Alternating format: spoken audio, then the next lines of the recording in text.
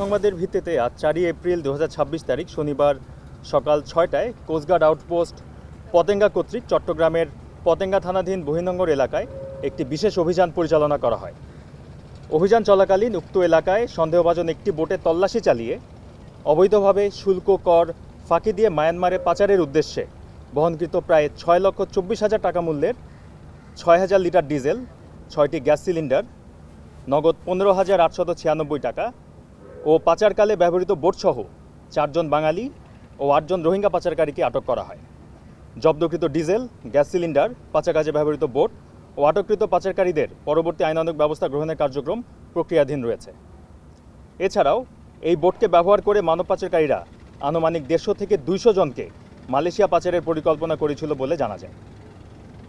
কোস্টগার্ডের গোয়েন্দা তৎপরতা ও আভিযানিক দলের সফল অভিযানের কারণেই মানব পাচারকারীদের এই অপচেষ্টা নস্যাৎ করে দেওয়া সম্ভবপর হয়েছে। পাচার ও চোরাচালান রোধে কোস্টগার্ড ভবিষ্যতেও এ ধরনের অভিযান অব্যাহত রাখবে।